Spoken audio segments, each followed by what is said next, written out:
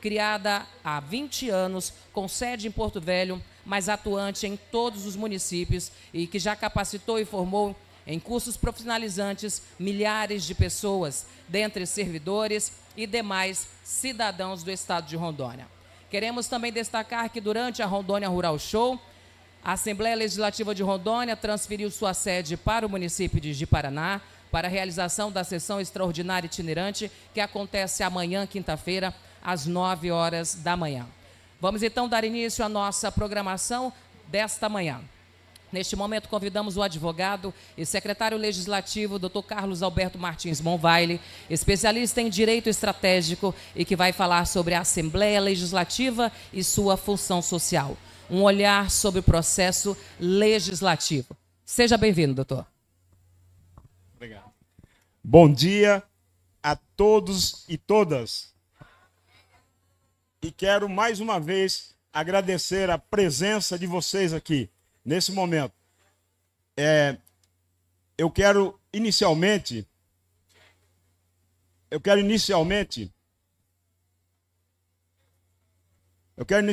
fazer um agradecimento ao diretor da Escola do Legislativo, professor Tiago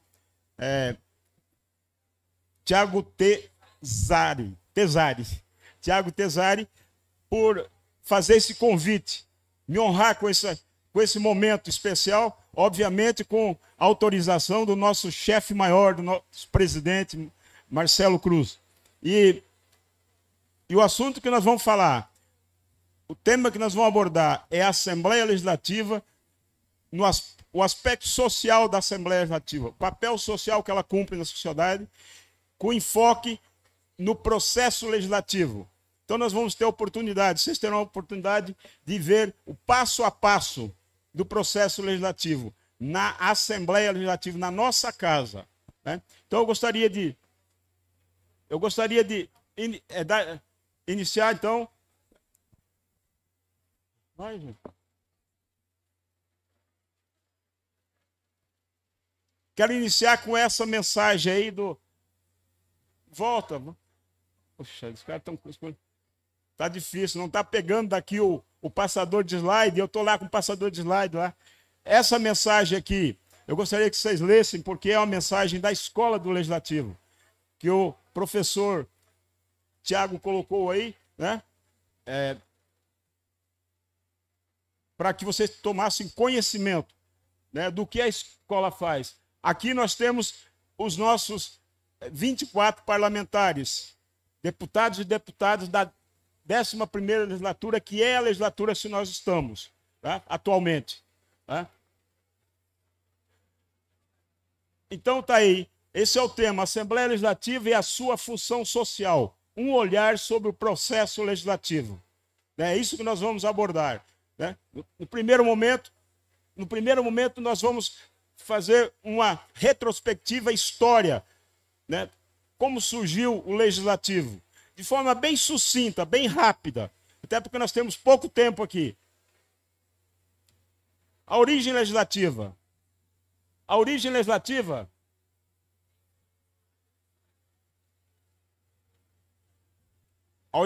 nós encontramos aí, ó, na Bíblia Sagrada, os 10 mandamentos e a lei mosaica.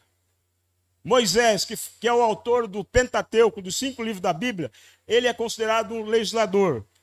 E na Bíblia, principalmente no livro de Levítico, nós encontramos princípios de todos os ramos de direito. Então, inicialmente, basicamente, a base fundamental, a gênese, o início, está aí. A humanidade organizou-se política e administrativamente, né, na Idade Média, sob o regime monárquico, a monarquia, que naquele momento foi a monarquia que prevaleceu, né? E a máxima vigente era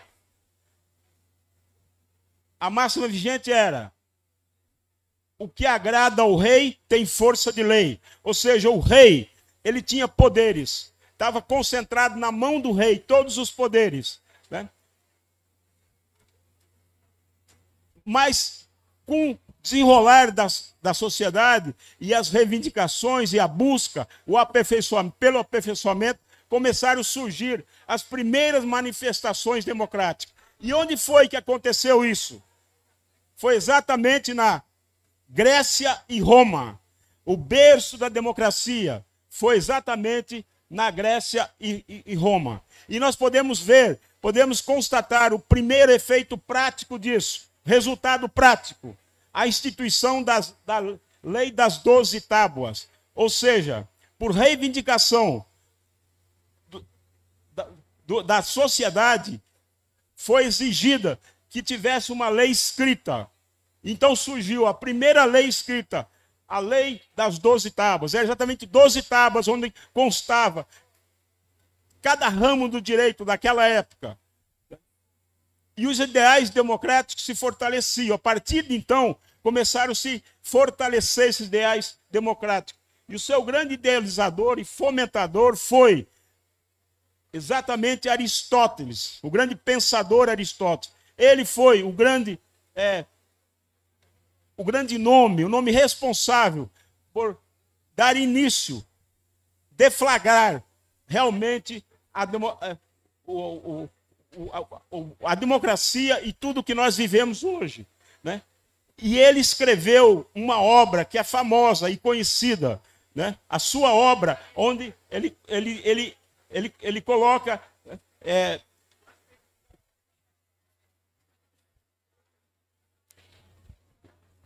a política, né? A obra A Política. Meu auxiliar aí tá difícil. A obra política, né? Nessa obra, A Política, pode passar. Nessa obra política, ele estabelece, né, pelo menos 5 fundamentos, né? Nessa obra magistral dele. Então ele fala acerca da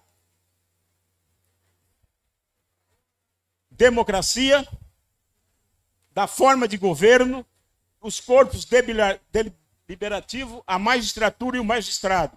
Então, aí ele firma nessa obra, né, esses princípios aí, essas formas, né, de democracia, a forma de governo, os corpos deliberativo, a magistratura e os magistrados. E também, na sequência, é difícil, tá? Então, na sequência, essa luta continuou, né? Somente após anos de lutas. E a luta era, qual era a luta? A luta da sociedade era para mudar, tirar o foco, tirar o governo da monarquia, para passar para a democracia. Então, após muitas lutas, o absolutismo monárquico deu espaço ao legislativo. Então, dando espaço ao legislativo, né? Até que os ideais de Montesquieu, o grande Montesquieu, na sua teoria da tripartição dos poderes, tornou-se realidade, surgindo os poderes legislativo, executivo e judiciário. Mas também Montesquieu estabeleceu esse princípio, né, esse sistema de freios e contrapeso, né, que garante o princípio da harmonia e independência entre os poderes. O que significa isso aqui? Significa que o poder legislativo, ele legisla, o poder executivo executa, o judiciário julga, mas com base nesse sistema de freio, em algum momento, o legislativo julga, o executivo legisla. Por exemplo, em que caso que o legislativo julga? O legislativo julga num processo de crime de responsabilidade, no impeachment. Os deputados, a Assembleia Legislativa se torna, então, julgadora. Isso com base nesse sistema de freio e contrapeso, instituído por Montesquieu. A nossa Constituição Federal, em seu artigo 1º, assim expressa: a República Federativa é formada pela união indissolúvel dos estados e municípios do Distrito Federal, constitui-se em Estado democrático de direito e tem como fundamentos a soberania, a cidadania, a dignidade da pessoa humana, os valores sociais do trabalho, da livre iniciativa, o pluralismo. Então são esses 5 fundamentos. E aí, nesse parágrafo único, o que ele estabelece? O todo poder emana do povo, que o exerce por meio de seus representantes, ou diretamente nos termos da Constituição. Nós estamos aqui numa casa, numa assembleia, onde a sociedade, os eleitores, elegem os seus representantes. Né? Essa é a base da democracia.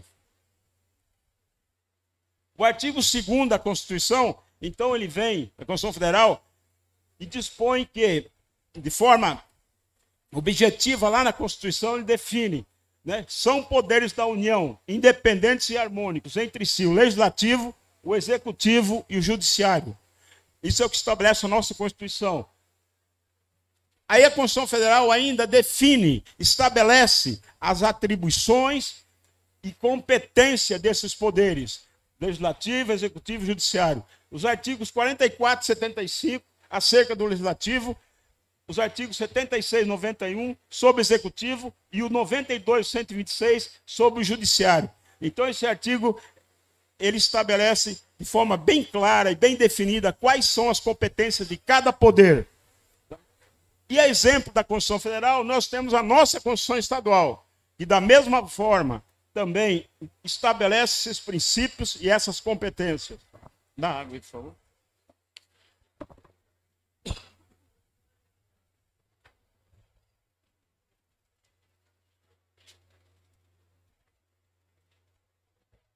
Desculpa que eu estou... Lá, eu vou fazer um parênteses aqui, quase que eu passei praticamente em claro essa noite, eu estou com essa gripe, né? Mas eu tinha que estar aqui com vocês, assumir compromisso e eu tinha que estar aqui. E fiz todo o esforço. Né? Essa madrugada foi difícil.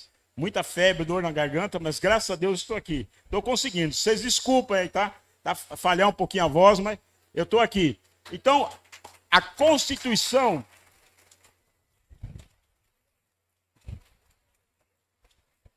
Obrigado, obrigado. A exemplo da federal, a nossa Constituição Estadual também disciplina essas atribuições e competências dos poderes. Né?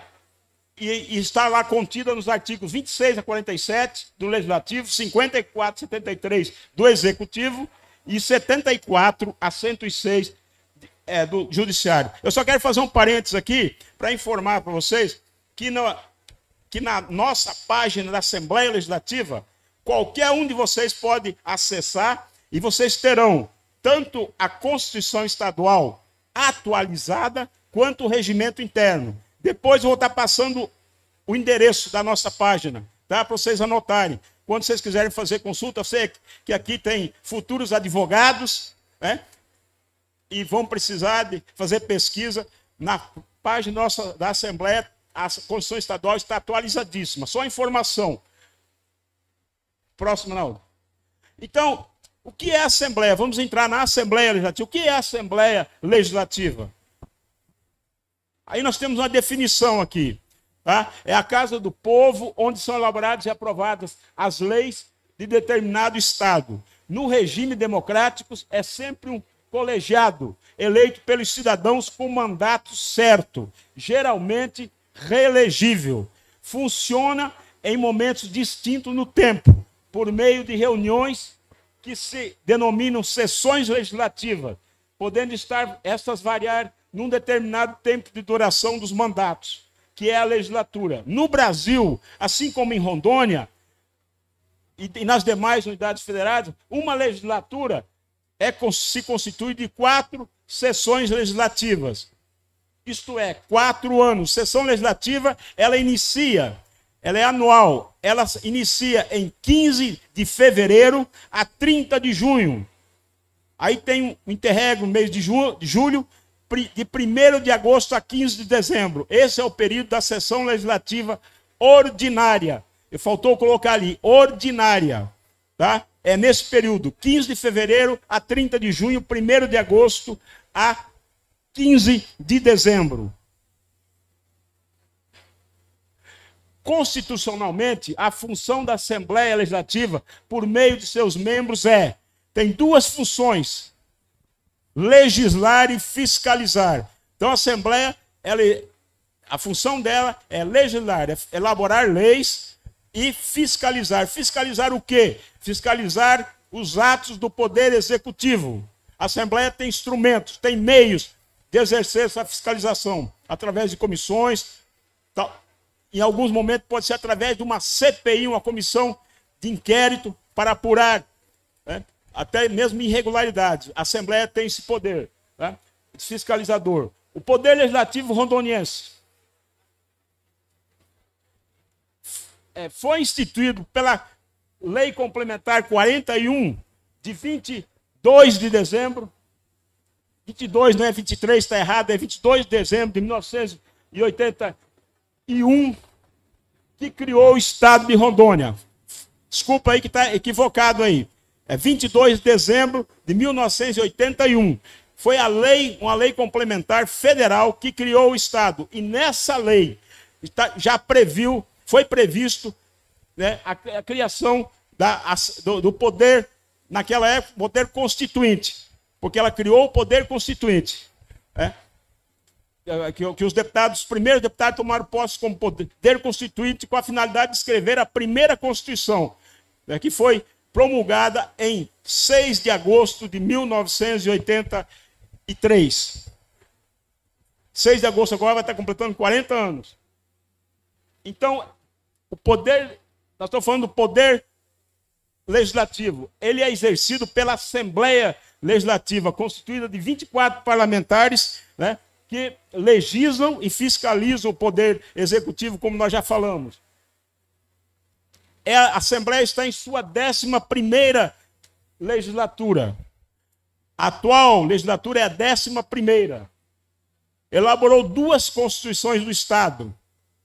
Uma promulgada em 1983, 6 de agosto, e a sua segunda, que é a atual Constituição vigente, essa que está vigorando.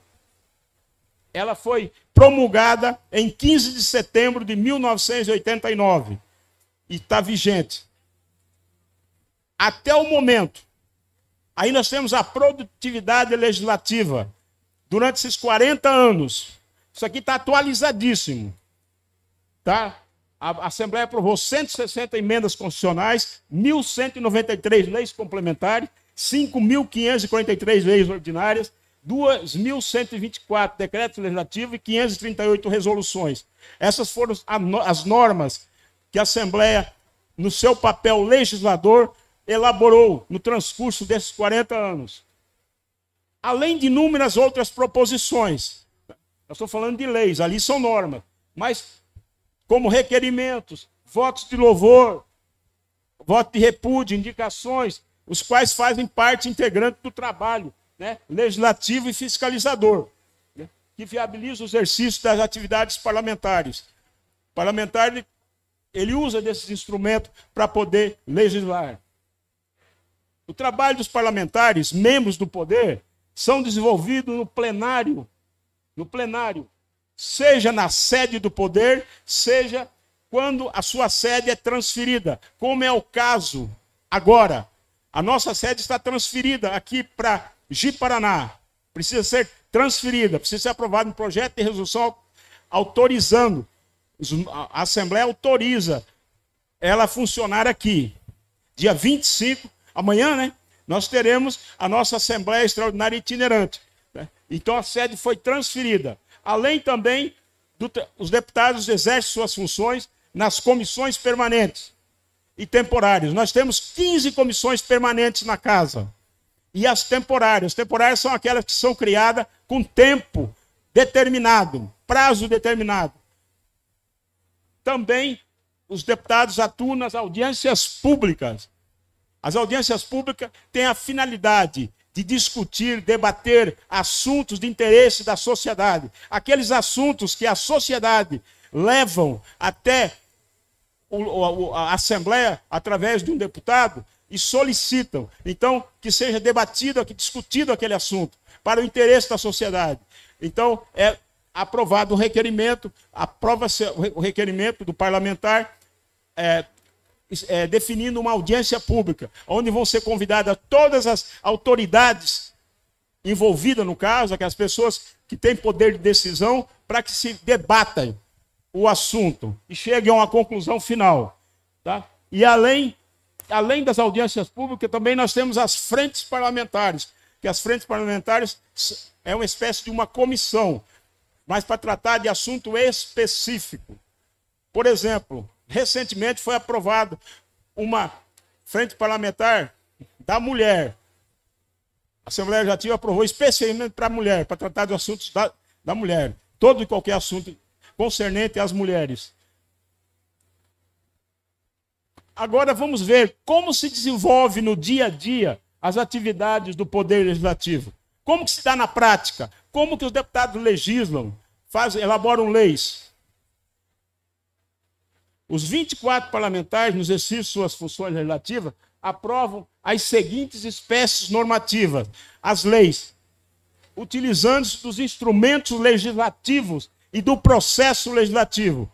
Então, essas são as normas que a Assembleia aprova: emendas a constituições, leis complementares, leis ordinárias, leis delegadas, decretos legislativos e resoluções. Além de requerimentos em que o regimento define que deve ser aprovado em plenário. Existem requerimentos que não são deliberados, aprovados em plenário, apenas despachados. Mas o regimento interno estabelece e define aqueles que têm que ser aprovados em plenário. Também é deliberado. E aqui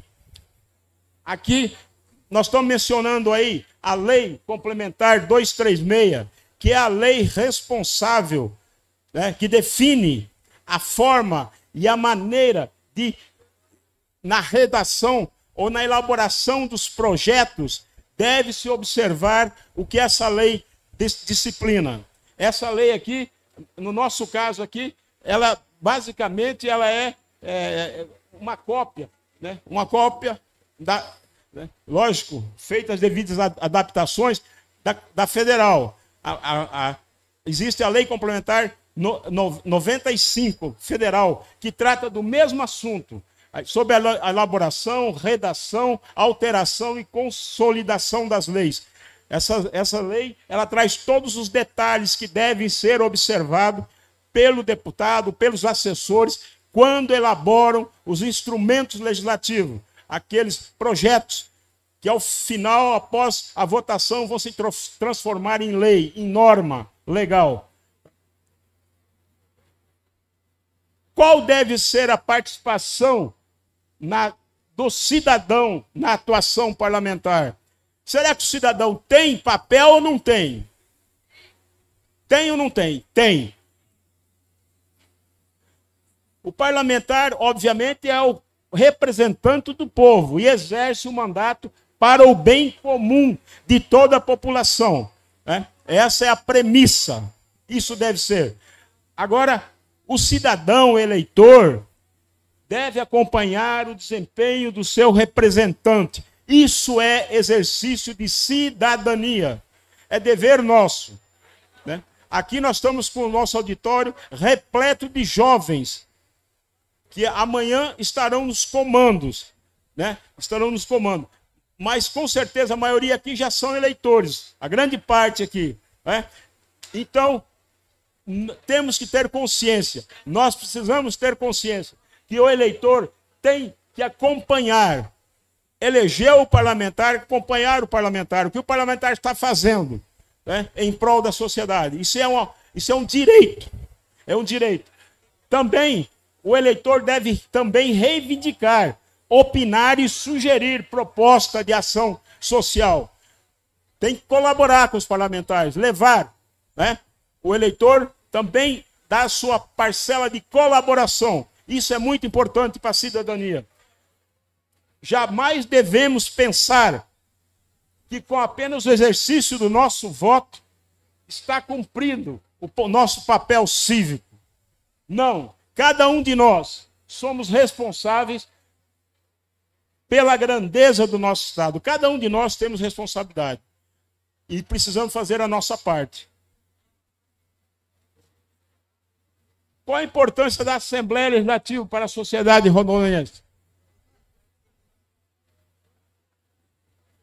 Bem, se hoje temos um Estado organizado, política e administrativamente, desfrutando de uma economia em franco desenvolvimento, foi, é e será fundamental a ação da Assembleia Legislativa, sempre cumprindo seu papel constitucional, legiferante e fiscalizador, ou seja, elaborador de leis e fiscalizando os atos do Poder Executivo. Tanto os demais poderes quanto os órgãos institucionais, a exemplo do Ministério Público, Tribunal de Contas, Defensoria Pública, dependem da decisão legislativa. Eles têm que passar eles dependem pelo crivo, tem que passar. Todos os demais poderes e os órgãos, eles encaminham projetos para a Assembleia, que passam pelo crivo dos deputados, dos parlamentares. Portanto, eu até brinco, né? Nós somos 3 poderes. Eu, por trabalhar na Assembleia há 38 anos, eu tenho que puxar um pouquinho a sardinha. Eu brinco que o poder mais... Não existe isso, não existe diferenciação, mas o poder mais importante para mim é o legislativo, porque a última palavra é dele. Nós vamos ver para frente, quando é aprovada uma lei e o governador não sanciona, ele veta. Vamos ver quem dá a última palavra.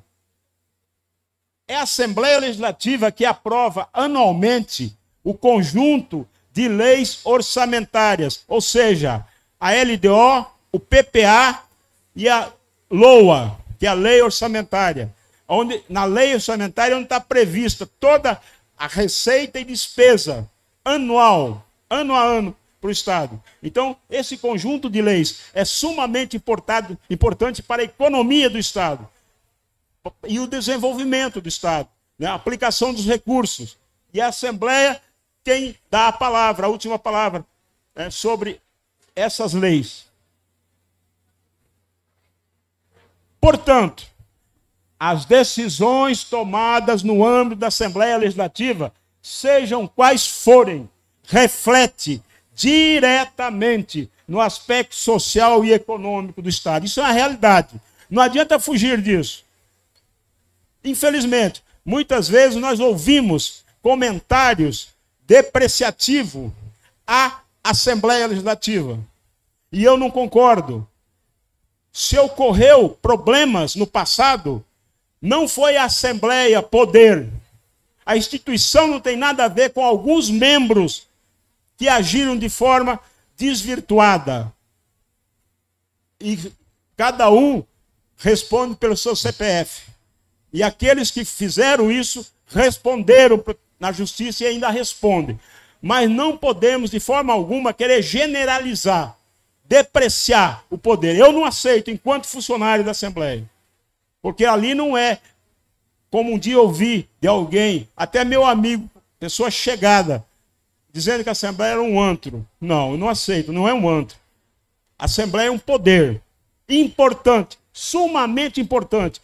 Todo o Estado, todos os demais poderes e órgãos dependem da Assembleia. A sociedade depende, o agricultor depende, o empresário depende. Todos dependem da Assembleia Legislativa. E a Assembleia, enquanto instituição, ela deve ser respeitada e considerada. A função da Assembleia Legislativa é tão relevante e significativa para a sociedade, assim como para o Estado em toda a sua estrutura institucional. É aquilo que eu já falei, a importância dela, o significado dela.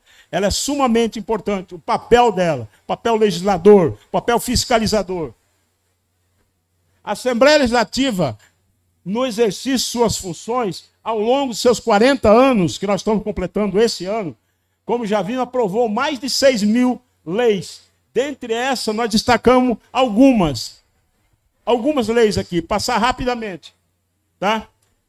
As 39 leis que criaram os municípios, dos 52 municípios que nós temos hoje no Estado, 39 foram criadas por leis estaduais. Tá? Eu não relaciono todo aí, porque são muitas.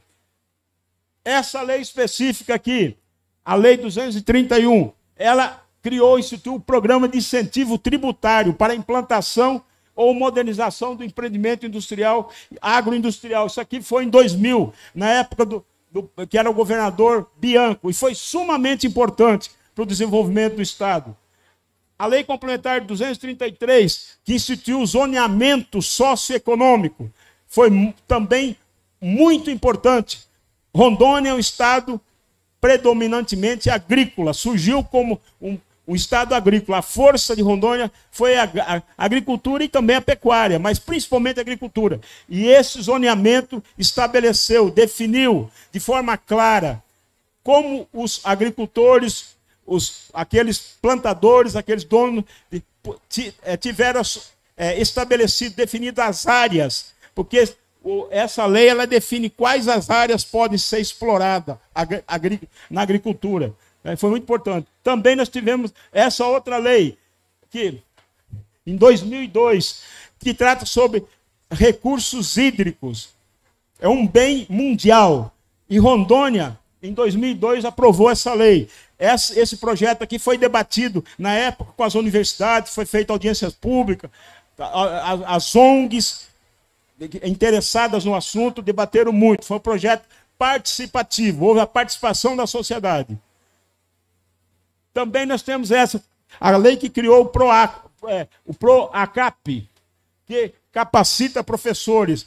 Também naquela época foi muito importante, e continua sendo, mas foi muito importante naquele contexto. Também a lei, essa outra lei, aqui ó, todos aqui, acho que a maioria aqui sabe, né? Não sei se os mais novos lembram, mas o Estado aqui teve uma época que houve uma demissão em massa. Foi em 2000, se não me engano. E aí foram muitos servidores demitidos. E aí foi então foi aprovada essa lei como uma forma do poder público se redimir, readmitindo os servidores que foram simplesmente exonerados. Né? Essa lei, muito importante no aspecto social. Também essa outra aqui, que fala sobre orientação do consumidor sobre os malefícios causados pela sonegação fiscal e a obrigatoriedade da emissão da nota. Isso aqui, essa lei foi muito importante, né? Porque foi a partir daí que o Estado de Rondônia cresceu a sua arrecadação, que havia muita sonegação fiscal.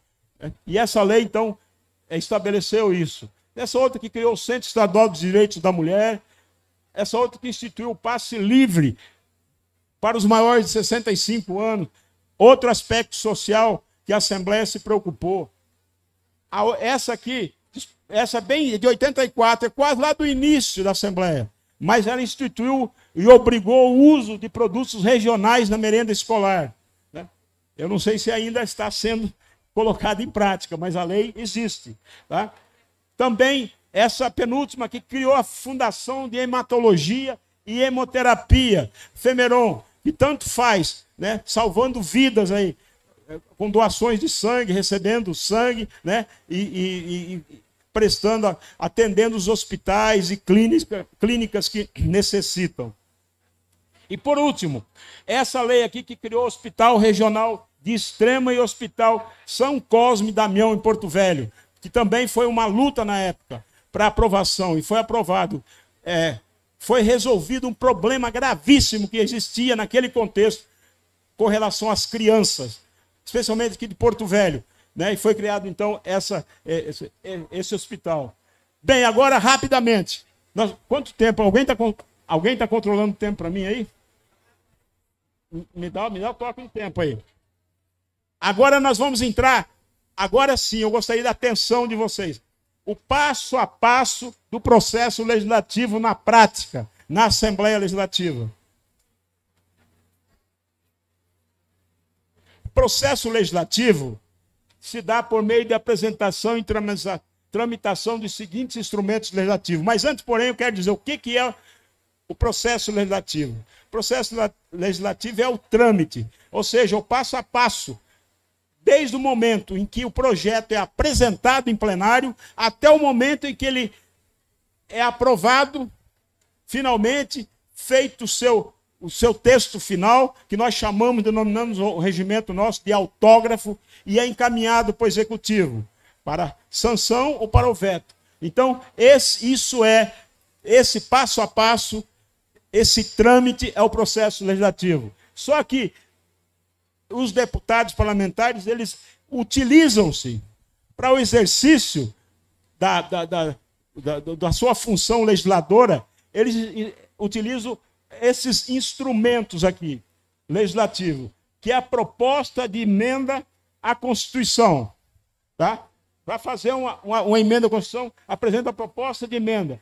E aí também eles utilizam os projetos de lei complementar, lei ordinária, decreto legislativo e resolução. Tudo isso aqui em forma de projeto.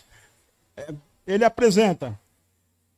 Isso conforme preceitua o artigo 37 da Constituição e o 153 do Regimento Interno, que estabelece esses instrumentos para que o deputado elabore leis.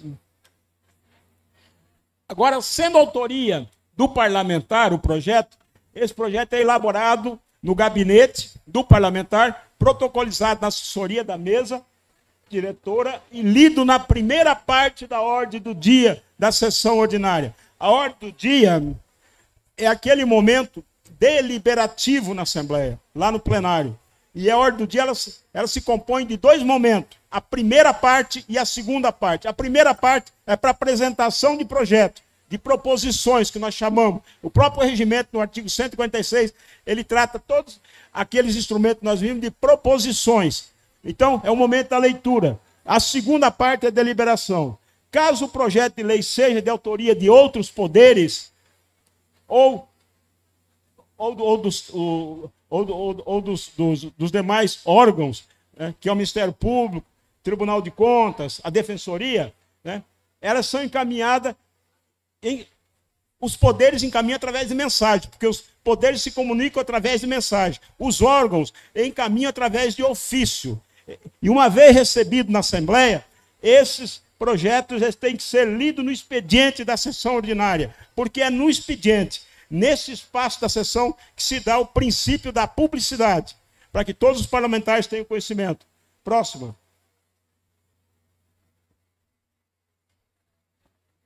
Após a leitura em plenário, esse projeto é encaminhado ao Departamento Legislativo, onde é processado e recebe a respectiva numeração. Logo após, é incluído em pauta. Normalmente, pauta, quando se fala em pauta aí fora, as pessoas entendem, principalmente os sindicatos e ONG, né, onde tem deliberação, pauta é as matérias que vão ser deliberadas, vão ser votadas. Para nós, na Assembleia, não.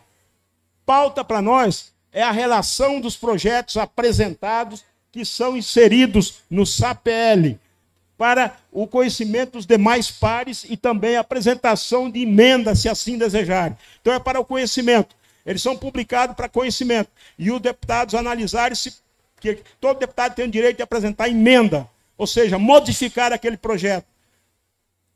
Permanece em pauta por 6 dias úteis, a partir da inclusão no SAPL. Então, o prazo para ela permanecer em pauta são 6 dias. Isso foi mudado recentemente, eram 3 dias úteis, passou para 6. Cumprindo o prazo de pauta, os respectivos projetos são despachados pelo presidente e encaminhado às comissões permanentes para emissão de pareceres. Eu já falei inicialmente, eu falei que a Assembleia tem 15 comissões permanentes. Então, esses projetos, essas proposições, elas têm que ser analisadas. O objeto dela, ela está tratando de que assunto? E aí ela vai ser distribuída para aquela comissão de mérito específica.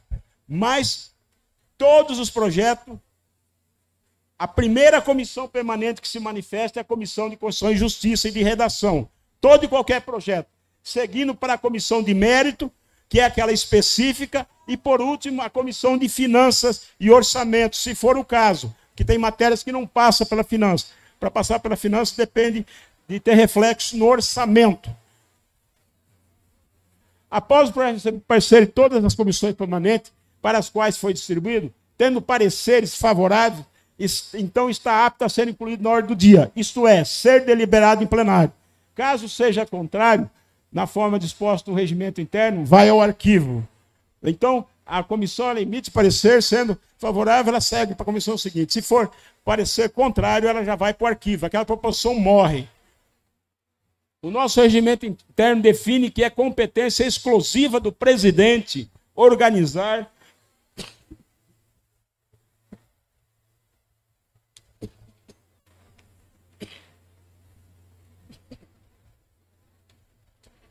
Desculpa, hein?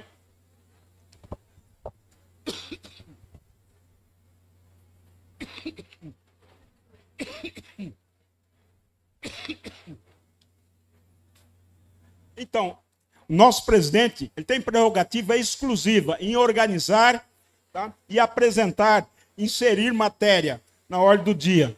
Qualquer momento ele pode fazer isso. Inclusive, se a sessão já tiver sido iniciada e for apresentado, por exemplo, chega uma mensagem do executivo, se for matéria relevante, inadiável, o presidente ele pode inserir na hora. E essa matéria recebe parecer em plenário. Ele designa um... Ixi, essa está gelada, não dá.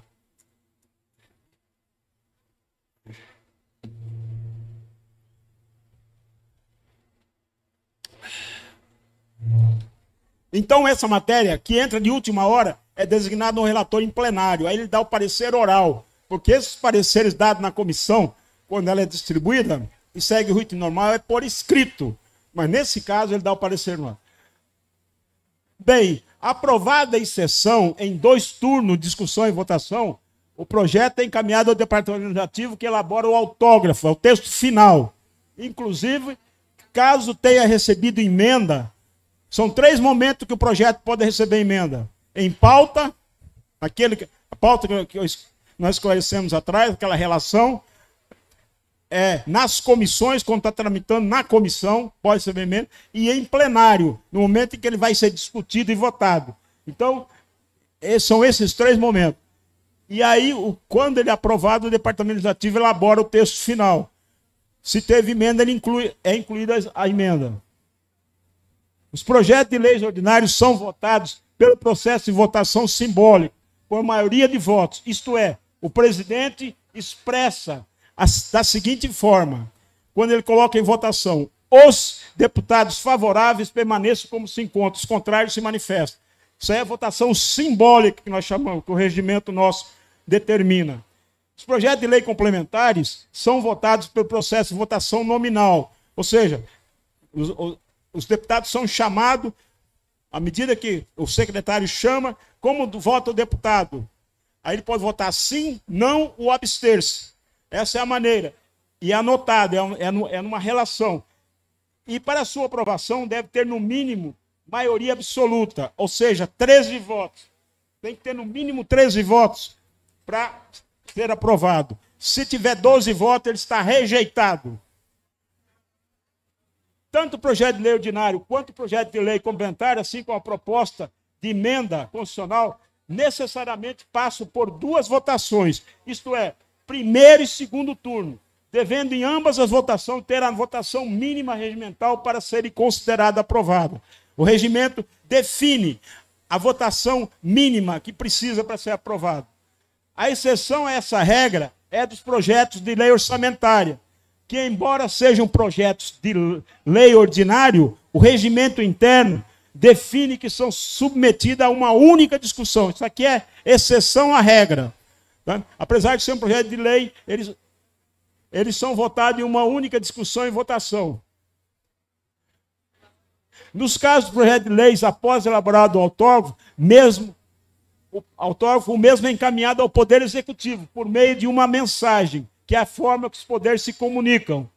E o governador do estado tem um prazo de 15 dias úteis a partir do recebimento do autógrafo para se manifestar. Isto é, sancionar a lei, vetá-la ou simplesmente silenciar. Ele tem essas 3 opções. Ele pode sancionar, pode vetar e pode silenciar. O governador sancionando o autógrafo e publicando no Diário Oficial do Estado é lei vigente. O governador pode vetar totalmente ou parcialmente. Caso ele vete totalmente, dentro do prazo, ele comunica o veto à Assembleia através de uma mensagem. Mas ele pode também vetar parcialmente. Nesse caso, ele sanciona o restante da lei. Aquela lei que tinha 30 artigos, ele vetou 3. Ele vetou parcial. Então, ele sanciona o restante da lei e apenas ele comunica à Assembleia a parte vetada. Ele mandou uma mensagem dizendo que daquela lei ele vetou aquela parte. E aí o que acontece? Isto é, os dispositivos vetados. Lembrando que caso ele discorde de uma palavra dentro do dispositivo, do artigo, do parágrafo, da linha, ele tem que vetar todo o dispositivo. Não pode vetar parcialmente dispositivo. O dispositivo tem que ser todo. Após o Poder Executivo vetar, ele comunica à Assembleia Legislativa o veto, total ou parcial, por meio de mensagem. Recebida a mensagem, esta é lida no expediente da sessão ordinária seguinte. E após a leitura é encaminhado ao Departamento Legislativo, que processa e atribui um número para o veto. E em seguida inclui em pauta, que permanece por 6 dias para o conhecimento dos membros da Casa, que aquela matéria foi vetada. Vencido o prazo de pauta, o veto então é distribuído para a Comissão de Constituição e Justiça e de Redação. É a única comissão que se manifesta sobre veto. Que ela é a comissão competente para emitir parecer sobre o veto. A comissão tem o prazo de 7 dias para emissão de parecer. Parecer esse que pode ser pela manutenção ou rejeição do veto. Ela emite parecer, ela concorda com o veto ou discorda. Lembrando que o veto deve ser deliberado necessariamente dentro do prazo de 30 dias, a contar do recebimento na casa. Caso não seja deliberado, às vezes ultrapassa esse prazo, fica sobrestada a deliberação de qualquer outro projeto enquanto não deliberar, trancando a deliberação de projeto na ordem do dia. Não pode votar nada enquanto não deliberar o veto vencido. A deliberação do veto para sua rejeição exige a maioria absoluta de votos contrário ao veto. Tá? A sua rejeição. Para o veto ser rejeitado, ele tem que ter 13 votos não. Se tiver 12 não, ele é mantido. Ou seja, 13 votos não. Caso não seja obtida essa votação mínima, o veto é mantido. E prevalece a vontade do governador. E a matéria vetada vai ao arquivo. Morreu. Entretanto, caso o veto seja rejeitado, o processo é encaminhado ao Departamento Legislativo, que elabora novamente o autógrafo da matéria que foi vetada. Só o que foi vetado é feito novamente o autógrafo e é encaminhado ao Poder Executivo. Se veto total, todo o autógrafo. Se veto parcial, é apenas a parte vetada, que é elaborado o autógrafo e encaminhado ao governador, que tem o prazo de 48 horas para se manifestar. Esse é o prazo que ele tem. Mas como ele, o governador, não concorda, ele já não concordou com aquela matéria, ele não sancionou, ele vetou, normalmente ele silencia, ou seja, não se pronuncia a respeito. E nós da Assembleia observamos o prazo de 48 horas. Se ele silenciou, uma vez vencido o prazo, solicitamos ao Poder Executivo o número da lei. No caso de veto total, ou se for veto parcial, nós temos o número do restante da lei que já fora sancionado. Você lembra que eu falei? Quando o veto é total, quando o veto é parcial, ele sanciona o restante da lei, que ele concordou. Só não aquele. Então, aquela lei já tem um número. Nós apenas da Assembleia pedimos para o governo o número daquela lei. Para quê? Nós elaboramos o texto. E, nesse caso, elaboramos o texto da lei e o presidente da Assembleia tem o mesmo prazo, 48 horas, para promulgar a lei. Caso ele não faça, a Constituição dispõe que, caso o presidente não promulgue no prazo de 48 horas, então o primeiro vice-presidente deve fazer dentro do mesmo prazo. Ele é obrigado a promulgar a lei. E uma vez promulgada pelo presidente, ou então pelo primeiro vice-presidente, a lei é publicada no Diário da Assembleia Legislativa e, dessa forma, torna-se lei vigente. Lei promulgada, não sancionada. Quando a lei é pelo governo, ela é sancionada. Nesse caso, o presidente promulga a lei. Os projetos de decreto legislativo e resoluções são votados em uma única discussão e votação, em regra, por votação simbólica e por maioria de votos, salvo aquelas que o regimento define que sua votação é nominal. Há situações específicas que o regimento diz que, mesmo se tratando de um projeto de decreto legislativo, a votação é nominal. Mas é o regimento que define. Os projetos de decreto legislativo e resoluções, uma vez aprovados, são promulgados pelo presidente. É o presidente que promulga. Ele não passa pelo crivo do governador. Esses projetos de decreto legislativo, projetos de resoluções, uma vez aprovados, são promulgados pelo presidente da Assembleia. Esse não passa pelo crivo do governador do Estado, assim como também as propostas de emenda à Constituição, PEC. As PEC também não passam pelo crivo do governador. É o presidente, a mesa diretora da Assembleia que promulga as PEC, as emendas constitucionais, no caso, que também são promulgadas pelo presidente da Assembleia. Publicado no Diário da Assembleia, elas estão vigentes. Publicou, promulgou, estão vigentes. Portanto, basicamente, esse é o passo a passo do processo legislativo na prática, na Assembleia Legislativa do Estado.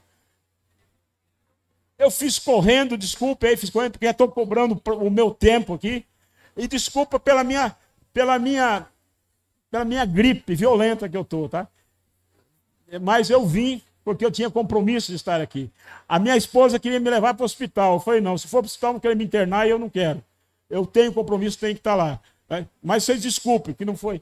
Aí nós temos ter um momento para tirar dúvida, eu não sei se eu vou ter tempo aqui. Ei, eu vou ter tempo para dúvida? Alguma dúvida ou não? Ou já esgotou? Então, infelizmente, ó, não vai ter um momento para tirar dúvida, tá? Naldo, passa aí, Naldo, passa. Eu ia falar sobre isso, não vai dar tempo.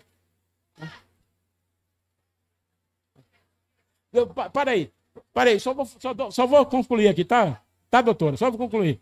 Olha, eu só quero informar que nós falamos sobre processo legislativo. E nós temos na Assembleia o Sistema de Apoio ao Processo Legislativo. É uma ferramenta disponibilizada à Assembleia Legislativa pela Interlege, Senado Federal, a custo zero para a Assembleia.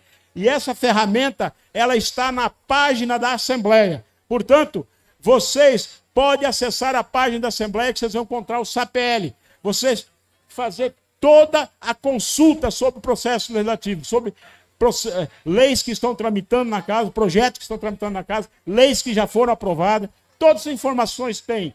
Tá? Eu até, se tivesse tempo, eu ia fazer uma demonstração para vocês aqui na prática, como se pesquisa, mas já estão me cobrando tempo aqui, não dá mais. Tá? E o mais... só para concluir, eu quero deixar essa mensagem, essa reflexão. Tá? Ao longo desses 40 anos de atuação, a Assembleia Legislativa tem cumprido a sua missão institucional, enquanto poder que é. Entendemos que os méritos das vitórias e as frustrações dos fracassos devem ser divididos com nós, cidadãos eleitores, que somos os responsáveis por eleger nossos representantes. Muito obrigado e desculpa, tá? Desculpa a minha condição.